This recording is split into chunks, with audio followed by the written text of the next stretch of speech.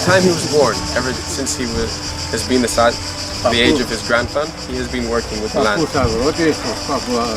All his ancestors were old farmers, and it was something that passed down from generation to generation. So he learned it from his father, who had learned it from his grandfather, and so on. And for a period of time, he was involved with the sea. He was a seaman, so he wasn't always a farmer. This land used to belong to the church, all of it, along with the next door land, which is his brother's. And about 50 years ago, the church wanted to build a church in Nausa, and they owned this land, so they sold it. And his family bought it back then and planted it with olives, vines. So these are all about 50, 60 years old, all these vines, these olives. And he has propagated all of these through a special technique where he digs a trench and takes a vine from the mother vine, lays it down in the winter, and then pulls up the tip of the vine from which a new plant will grow. These are the wheels of the first tractor that ever came to the Cyclades. It's from 1931, a Ford tractor, and it's the back wheels. The tractor now is long gone, but they've kept the wheels here. They found them on the piece of land. On this whole field of land, as well as some other land, George cultivated some barley, which he uses for his own animal feed, but also he sells some. And so I asked George if I could buy some of his barley for having feed my chickens. And so we're going to weigh it, so I pay him according to weight. And we're going to use an old tool for weighing, these old scales that he got. This has been passed down from his ancestors. He doesn't know exactly how old it is, but both his grandparents and his parents used this for weighing their agricultural goods in order to know their value when they sold it. So where the bowl hangs and the metal rod doesn't shift anymore is where the weight is. So it's calibrated here, and it reaches up to 120 kilos. It starts from 35 and goes up to 100 and...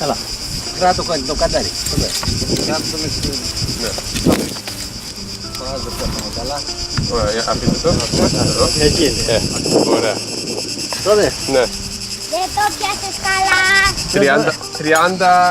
30, περίπου 37 ήταν αυτό. Εσύ τι νομίζεις? George is just telling me that from this small patch of melons, he's cut about 200 kilos of melons from here. So, from all the vegetables that George cultivates, he gives them to friends and relatives. He doesn't sell any of them. He sells some of his agricultural crops like barley, but not vegetables. Είναι έτοιμη. And a lot of the relatives he gives things to have extra of their own things. They'll give things to him as well. His family has lived here ever since he can remember. He says since the beginning of time. So, I just asked George if he feels happy that his grandson is interested in the land, and how it makes him feel that knowing that there is this interest and that his grandkids might cultivate the land that he's been cultivating all these years for the next 60, 70 years. And he says that he wishes and wants to believe that they will keep cultivating this land. He's not sure if they will, because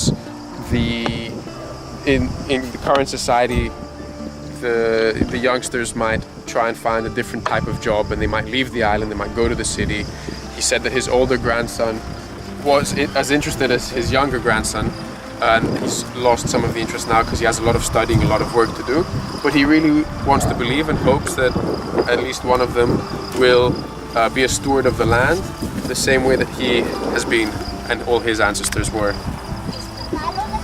What keeps him going and so young is the work that he does every day and the fact that he's involved with the land. Otherwise, he feels like he wouldn't have the energy that he has and the ability to come out and work.